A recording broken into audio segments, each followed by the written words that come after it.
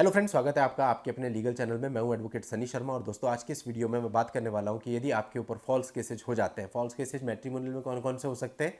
False 498 की एक FIR दर्ज हो सकती है, उसमें और भी सेक्शंस आपके ऊपर लगे हुए हो सकते हैं। डीवी का मामला दर्ज हो सकता है, 125 का मामला दर्ज हो सकता है और ये सारे मामले दर्ज होते हैं। इसके अलावा भी कई मामलों में कुछ और भी दर्ज करा दिया जाता है और कई बार मैक्सिमम टाइम बल्कि ऐसा होता है कि पूरा का पूरा कंटेंट फॉल्स होता है। अब ऐसे केस में आपको अपनी तरफ से कैसे एक्शन लेना है और कैसे आगे बढ़ना है? वैसे तो बहुत सारे वीडियो इस पर बनाए, अभी यहाँ मैं आपको 5 स्पेसिफिक बिल्कुल शॉर्ट में स्टेप बता रहा हूँ। आप इनको फॉलो करिए। जैसे आप इनको फॉलो करेंगे तो आप देखेंगे कि रिलीफ आपको मिलने लगेगा। देखो क्या है, लीगली और साइकोलॉजिकली दोनों तरीके से आपको आगे बढ़ना है। बहुत सारे लोग मैं ऐसे देखता हूँ कि ये मामले शुरू होते ही डिप्रेशन में चले जाते हैं। अभी एक मामला मेरे पास आया था कि 4 साल से लड़के ने खाना ठीक से नहीं खाया है। 4 साल से लड़का डिप्रेशन में कमरे के अंदर बंद बैठा है, कोई काम भी नहीं कर रहा, सब कुछ छोड़ रखा है और मोहताज हो गए वो लोग, दूसरे से मांग के खाना पड़ रहा है। तो फिर आप बताइए इसका क्या फायदा हुआ? अच्छा बुरा तो जीवन में होता ही है, इसलिए आपको पता होना चाहिए कि सही टाइम पे इसको कैसे टैकल करना है। अगर ये भी नहीं करेंगे तो फिर क्या होगा, लाइफ पूरी खराब हो जाएगी। तो ध्यान से समझिएगा एक एक पॉइंट को और आखिरी तक वीडियो में बने रहेगा। अभी तक भी चैनल को सब्सक्राइब नहीं किया है तो चैनल को सब्सक्राइब करके नोटिफिकेशन बेल पर जरूर क्लिक कर लें। देखिए दोस्तों, सबसे पहला काम तो आपको ये करना है कि जब भी आपके ऊपर फॉल्स एफआईआर दर्ज होती है, एफआईआर आपके हाथ में आती है, पहली स्ट्रेटेजी ये बनाओ कि इस एफआईआर को डील कैसे करना है। जब आपके दिमाग में ठीक से आ जाए कि इस एफआईआर को कैसे डील करेंगे, उसके बाद पैरेलली उन लोगों की द्वारा की गई गलतियों के लिए उनके ऊपर काउंटर केस दर्ज कराइए। अब काउंटर केस कौन से होने ये पर मामले पे डिपेंड करेगा और थोड़ा सा टेक्निकल मैटर है, लेकिन ये कंफर्म है कि बिना काउंटर केस के काम नहीं चलेगा। जितनी जल्दी आप इस डिसीजन पे आ जाएंगे उतना अच्छा है, जितना लेट करेंगे फिर कुछ नहीं हो पाता बाद में।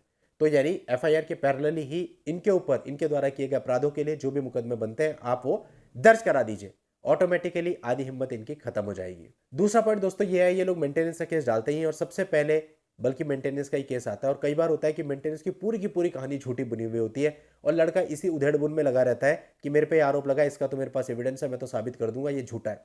कर देंगे आप साबित कि झूठा है, लेकिन फायदा कुछ नहीं मिलेगा क्योंकि मेंटेनेंस फिर भी कोर्ट ने बांधना ही है। आपकी पत्नी है, एडमिटेड है, बाकी किसी चीज पे कोर्ट ने ध्यान नहीं देना है, मेंटेनेंस लगा देना है। आप ले आओ कुछ भी कैसे भी कर लो, कोई जुगाड़ इस तरह से काम नहीं आएगा जो आपका मेंटेनेंस जीरो कर सके। इसलिए अलग तरीके से हमें इसे फाइट करना है। देखो इंट्री मेंटेनेंस पर पहुंचने में 6-7 महीने लग जाते हैं और यदि आपने काउंटर केस स्टार्टिंग में डाल दिए हैं, अपनी तरफ से जो क्रॉस केस आप कर सकते हैं स्टार्टिंग में कर दिए, तो उनकी समनिंग आप करवाओ। सारा फोकस आपका उनकी समनिंग कराने पर होनी चाहिए, ना कि ये साबित करने पर कि मैं झूठा नहीं हूं, मैं सच्चा हूं। सारी फोकस इस पर होना चाहिए कि जो उन्होंने अपराध किया उसके लिए आपने जो केस किया उसकी समनिंग जितना जल्दी हो। यदि उसकी समनिंग उनको एंट्री मेंटेनेंस का ऑर्डर होने से पहले हो गई तो समझ लो कि आपका 90% काम हो गया। वो आ जाएंगे सेटलमेंट पे अपने आप, क्योंकि अपने पर दबाव कोई नहीं चाहता। कोई भी आज के समय पर उलझना नहीं चाहता, चाहे लड़के वाले हों चाहे लड़की वाले हों।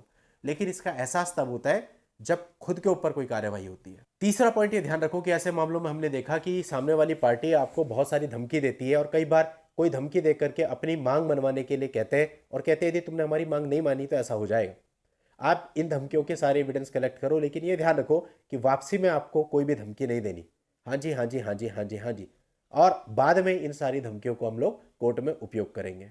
चौथा पॉइंट, आपको डाइवोर्स कभी भी फाइल नहीं करना, क्योंकि डाइवोर्स तो वो आपको खुद देंगे। जैसे ही आपके क्रॉस केस एग्जीक्यूट हो जाएंगे, उनको लगेगा कि अभी हम फंस रहे हैं, तो वो खुद ही कहेंगे कि म्यूचुअल डाइवोर्स कर लो और उस समय पर उनकी शर्तों पर नहीं आपकी शर्तों पर आपको डाइवोर्स मिलेगा। और यदि इसके बदले आप कंटेस्टेड डाइवोर्स फाइल करते हो तो आपके सालों चले जाएंगे।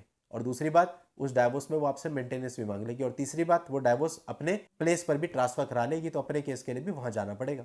सोच लो। और पांचवा और सबसे इंपॉर्टेंट पॉइंट, इस पूरे गेम का निचोड़ का निकलियोजन, सदा खुश रहो, हैप्पी रहो और कभी भी सामने वाले को यह मत दिखाओ कि उनके द्वारा किए गए केसेस की वजह से आप परेशानी में हो, आप दुख में हो, आपका परिवार परेशान है, आप डिप्रेशन में हो।